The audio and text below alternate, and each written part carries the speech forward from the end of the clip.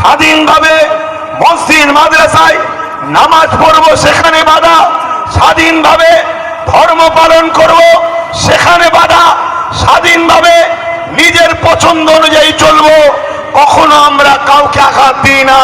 তার উপরও আমাদের উপরে বারবার বাধা আসছে।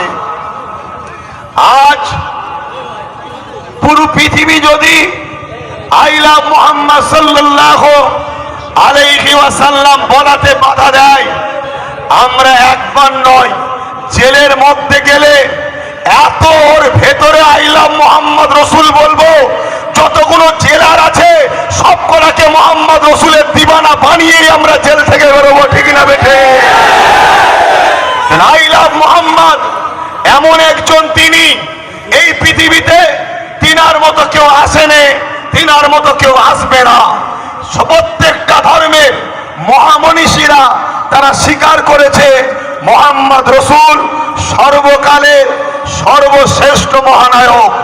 কিন্তু আজ আমাদেরই ভুলের দরুন, আমাদেরই ভুল পদক্ষেপের দরুন আজ একটা অশুভ শক্তি 2014 থেকে ভারতবর্ষের আকাশেতে এক কালো মেঘের মতো, দেশের জন্য অভিশাপের মতো, দেশবাসীর জন্য অভিশাপের মতো আমার দেশের রাত মাথায় বসে আছে। এই বিজেপি গভর্নমেন্ট যেদিন থেকে আমার দেশে এসেছে সেদিন থেকে আমার দেশ অশান্তির দাবানলে চলছে।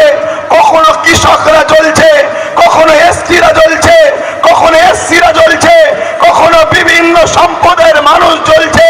বিশেষ করে মুসলিম সম্প্রদায়কে বেশি করে টার্গেট করা হয়েছে। কেন? এই জালিম হুকুমত জানে ইসলাম এমন একটা ধর্মের নাম, দেশকে ভালোবাসার এটাও ইসলাম শিখিয়েছে, বলুন সুবহানাল্লাহ। তাই তারা ইসলামকে মুছে দিবার ষড়যন্ত্র করছে। কিন্তু দুঃখের সাথে বলতে হয়, আমার কওমের ভাইরা আজও সজাগ নয়, আজও জেগে নাই, আজও আমার কওম ভিক্ষার আশায় বসে আছে, আমার কওম ভাতার আশায় বসে আছে, আমার কওম দূষণের আশায় বসে আছে, আমার কওম আজও রুখে দাঁড়াবার চিন্তা ভাবনা নিচ্ছে না। কিন্তু পীর আব্বাস আলী গুনাচাঁদ হুজুরের হারুয়া থেকে যতগুলো হারুয়ার যুব সমাজ, বাপ ভাই মা বোনেরা দূর থেকে শুনছেন, আজ আপনাদেরকে এখান থেকে অঙ্গীকার করতে হবে, আমার জায়গা যাই যাক, জমি যাই যাক, ঘর যাই যাক, কারবার যাই যাক, জীবনটা যদি দিতে হয় দেব। আজকে আওয়াজ দিয়ে বলবেন, ইসলামকে যদি কেউ আঘাত দেয় তাদের কালো হাতকে ভেঙে দিয়ে নতুন করে যদি আবার বদর হতে হয়, আমরা প্রস্তুত করা আছি। হাত তুলে সাক্ষী দেন, হাত তুলে সাক্ষী দেন। এ হাত সত্য তো নাকি? এ হাত সত্য তো নাকি? হাত নামান, তার জন্য প্রস্তুত হন, তার জন্য তৈরি হন, তার জন্য আপনাকে আপনার দেশের সংবিধানটাই যথেষ্ট।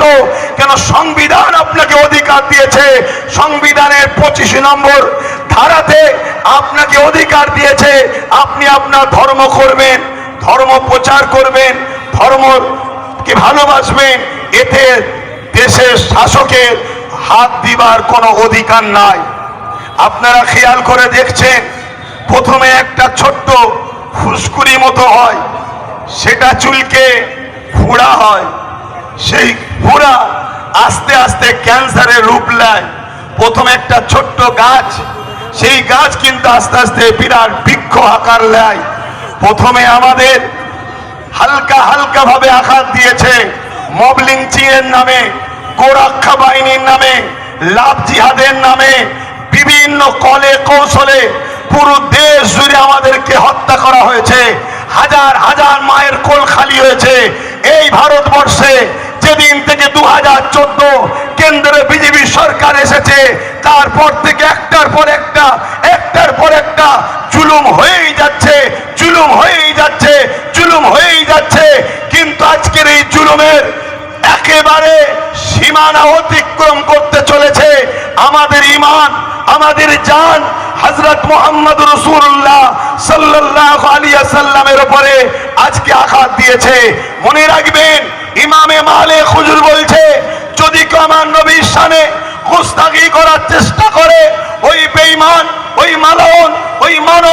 তাপসীর বিরুদ্ধে যদি উম্মতে মুহাম্মাদি তোমরা লড়াই না করো, তোমরা যদি চুপ করে বসে থাকো, ইমাম গাজ্জালি হুজুরও বলছে, তার মানে জেনে রেখে দিও এই মুসলিম সমাজের ওই দিন আর বেশি দূর নাই যেদিন মুসলিম ঘরের মা বেটিদের ঘরে বাজারে নিলামে তুলে বিক্রি করা হবে। শুনছেন আপনারা?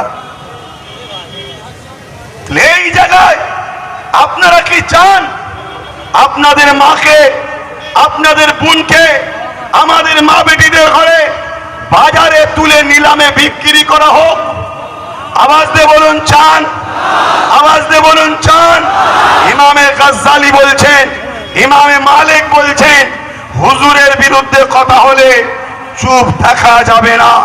তাই আজ ভারতবর্ষেরই একটা অঙ্গরাজ্য পশ্চিম বাংলার বুক থেকে পীর আব্বাস আলী গোলাচাঁদ হুজুরের এলাকা থেকে উত্তরপ্রদেশের যোগী সরকার, তাকে আমরা জানিয়ে দিতে চাই, তুমি দেশের জন্য, সমাজের জন্য, মানবতার জন্য আজকের দিনের ছোটখাটো একটা ফেরাউন ছাড়া অন্য কিছু নয়। আপনারা কি একমত? হাত তুলে বলুন একমত। তারা মানতে রাজি, হাত তোলে একমত। আজকে এই ফেরাউনদের বিরুদ্ধে আমাদেরকেও লড়াই করতে হবে। এতে যদি আমাদেরকে তারা জেল দিয়ে জমাতে চায়, আমরা জেলে যেতে প্রস্তুত আছি না নাই? এতে যদি আমাদের রুজি রোজগারের উপরে আঘাত দেয়, আমরা সেই রুজি রোজগারের আঘাতকে মেনে নিতে রাজি আছি না নাই? এতে যদি বাংলায় হারুয়ার প্রোগ্রামে আসতে রাস্তায় যদি কোনো মানবপ্রেমী পশু মুসলিম ঘরে জন্ম